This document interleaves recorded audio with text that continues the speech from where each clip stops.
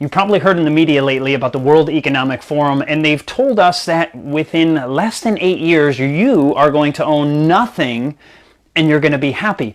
But they've also given us a hint of who the dangerous enemy is going to be at that time. We're going to look into that. Hey everybody, Chad Cruiser here with Health and Homestead. Now, obviously, living in a place like the United States of America, freedom, liberty, the ability to own property, and I don't mean just land, but just things, is a part of the foundation, the bedrock of places like the United States, and really much of the world for that matter.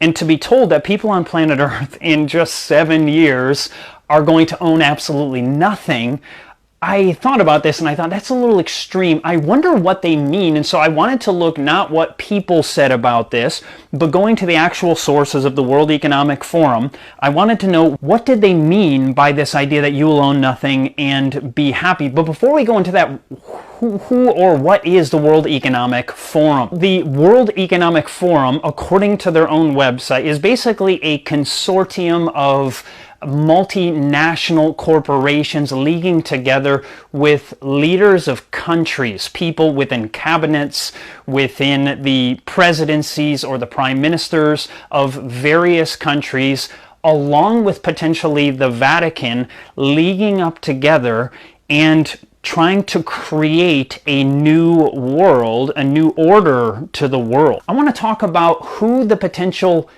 enemy of this is, or at least the people that they're planning. I'm not saying these people are the enemy. These people don't even necessarily know that they are going to be the enemy, but we're being told, it's hinted at within the actual documents of the World Economic Forum. Now let's go to an article in Forbes that we're specifically told in the article, you can see it right there, that it was contributed by the World Economic Forum.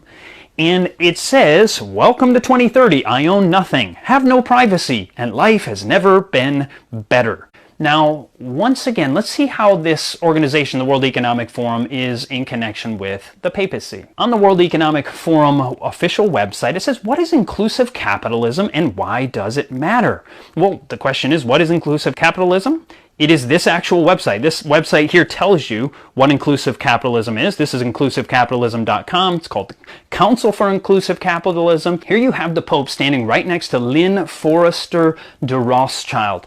And once again, here's this idea that now the papacy is leaguing up with the merchants of the earth. Now, the Rothschilds, by the way, if you don't know, are one of the richest families in the world. You always hear like Jeff Bezos, or you hear Elon Musk, or these people, and they are very wealthy, but the Rothschilds, at least as a family, it is said that they own somewhere between 500 billion to $1 trillion. I mean, so these people are unbelievably rich, and here you have her standing right next to the Pope himself. So I'm just going to tell you right now, obviously, if you watch my channel, you know that I'm a Christian, and the Bible actually prophesies about the leaguing together of this religious power with the merchants of the earth. And here we see this clearly playing out in these times right now. I find this to be absolutely fascinating.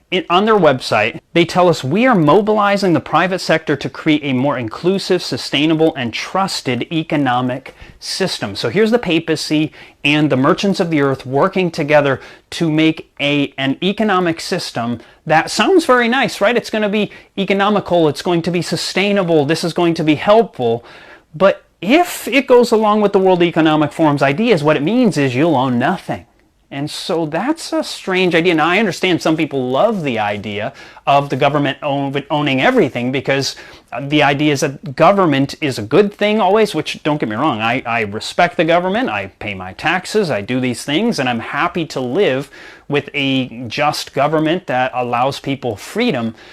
But when governments begin to take things away from people, they are no longer just at that time, and evidently this is the outlook, the plan, or at least their prophecy, meaning they are saying, now they may be wrong, maybe it'll be a few years later, I hope they're wrong altogether, but evidently this is the outlook for 2030 to them anyway. The Pope himself wrote a letter to the one he calls Professor Klaus Schwab, executive chairman of the World Economic Forum, and he says, I am grateful for your invitation to participate in the World Economic Forum 2018 and for your desire to include the perspective of the Catholic Church and the Holy See at the meeting in Davos. I thank you also for your efforts to bring this perspective to the attention of those gathered for this annual forum, including the distinguished political and governmental authorities present and all those engaged in the fields of business, the economic, work, and culture as they discuss the challenges, concerns, hopes, and prospects of the world today. Again, I understand many people could look at these things and say, this is wonderful that all the largest corporations in the world, including the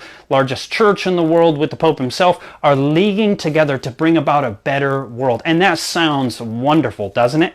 Except when you realize that the goal of this is that you'll own nothing. And so you realize if you own nothing, that means your life is fully controlled by somebody else. You do what you are told. You want to have a good social credit score. And since every aspect of your life, there's no privacy, if you do anything or say anything or act in any way that is contrary to what is expected by this world organization that knows everything about you, you could see this could get very, very dangerous. Now, I don't say these things simply to scare people, but the point is they already believe that there's going to be people living in the country who will not go along with this system. They evidently tell this in their own documents, and so I don't say this to simply scare people. I say this because, number one, maybe it's a good idea, the closer we get to these crazy times, to move to the country and to raise our own provisions, because in the future, evidently, the problem of buying and selling will be a very serious one if you're not leagued up with the system.